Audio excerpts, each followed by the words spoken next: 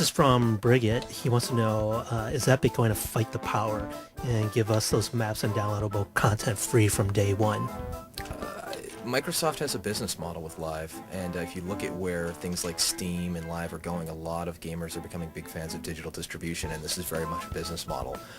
In Gears 1, we actually had a multiplayer map pack that was sponsored by Discovery Channel and Future Weapons, and that was free for download. And then with some of our other map packs, we did charge a fee for a certain duration, and then after that it became free. It's kind of this early adopter tax that gamers can just wait. If they're willing to wait a couple months, they can absolutely get it for free, and that's the model that we generally tend to follow.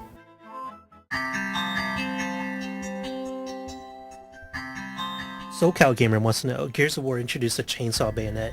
What new weapon combo will Gears of War 2 introduce? We sat down to, talk about a lot of the new weapons that we put in Gears 2, and we had all these goofy ideas about, like, let's put a sander on a blender, and it all just felt cheesy, man. We feel like the Lancer, the bayonet, is our lightsaber. And we feel like anything else that tries to do that is just going to detract from the coolness of the chainsaw.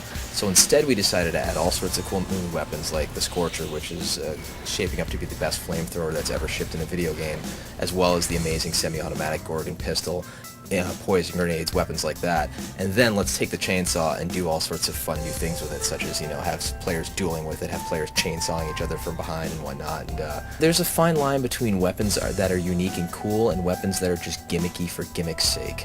And I think as long as you can find a weapon that's effective and cool, such as the Hammer of Dawn, such as the Lancer, chainsaw, bayonet, I think you just kind of need to toe that line and be very careful. Otherwise, players can kind of smell when something's just cheesy and gimmicky, right? No, but the Lancer, if someone told you, right, we're going to put a chainsaw at the end of an assault rifle, that sounds kind of gimmicky, it's cheesy. Well, when I was pitching that to the other leads, they were like, well, is that really going to be the thing that separates the game? And in my gut, I was like, that sounds pretty damn cool. And I want to see somebody getting cut in half with that, because it always just seemed like a natural evolution of that weapon.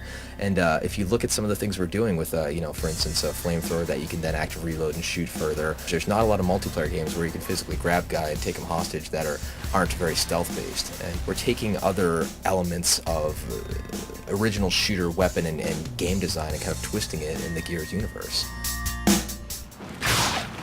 Incoming frag!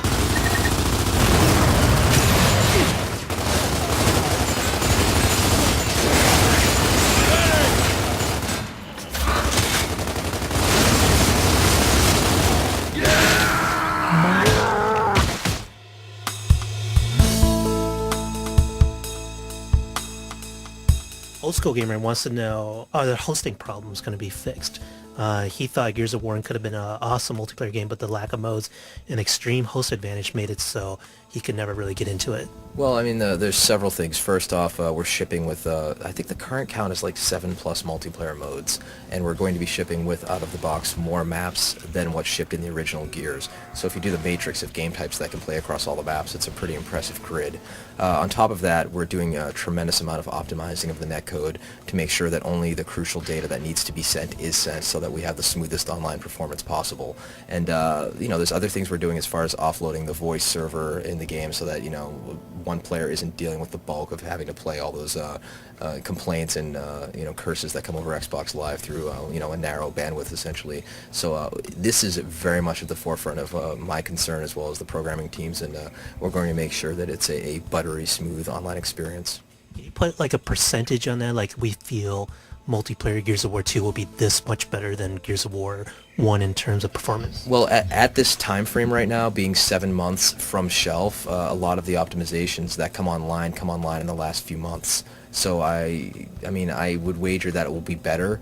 I would say at least 30% better, if not more. And we're just getting better at using our own tools and optimizing what we send through the data stream. Have you guys ever considered using dedicated servers to help offset that advantage? We've considered it at one point, but it's one of those things that we want every player who has a copy of the game to be playing it with somebody else instead of just leaving, a PC or a 360 up in the background to play. We just feel like for the 360 it doesn't make a lot of sense to be doing that at this point. But can't you guys host the dedicated servers? We could consider that, but it's one of those can of worms we really don't want to get into. I mean, we're full up with every single last body that we have, getting ready to ship this product and dealing with UT360 and everything else that's going on in the company right now. All right, Invasion01 has a personal question. He wants to know, what kind of styling gel do you use? What is it that I use right now? I think it's like some sort of like Redken stuff. It's just some sort of hair goo. It's definitely not semen. You heard it here first. Tommy Atomic wants to know if you took notice of any of the ideas from Army of Two. For example, he said he'd love to see Gears with an aggro meter. To me, that was the highlight of Army of Two, was the idea of taking that kind of, MMO aggro idea and extending it into the shooter space. One idea that they had implemented that we actually kind of had the same idea was the idea of portable cover. As far as, when you see the car, you can grab the car door and kind of use that. At the same time, we had a shield that we wanted to do that kind of deploys, and there's actually an enemy that uses that later, which we're not really revealing much about right now. And players can use that as portable cover to kind of go from point A to point B. So that's one thing that I think great minds generally tended to think alike with.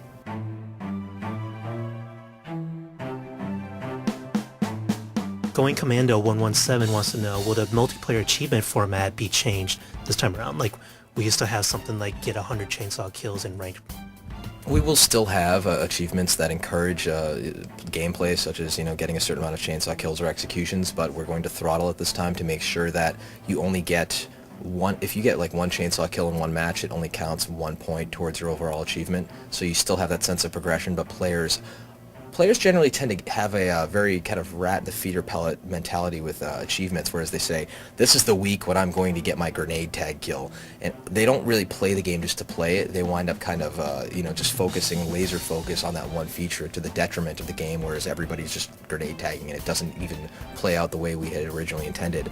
So by kind of throttling that, we're going to encourage players, okay, I got my one chainsaw kill that counts, now I can just play the game a certain way. Or now I can go ahead and get that grenade tag that I wanted. They will cycle through the various weapons in the game instead of just focusing on that one thing, and that's the kind of gameplay we want to encourage. Then you get that kind of, achievement progress is a really great thing because you kind of get that meta RPG type wrapper of the game where you feel like you're contributing to an overall whole when you're online beating the crap out of people. Paradox wants to know, is there a possibility of seeing some human enemies, such as Locust sympathizers? Anybody that would want to sympathize with the Locust would probably kill. So I think the Locusts are so mean that they don't really need any help right now.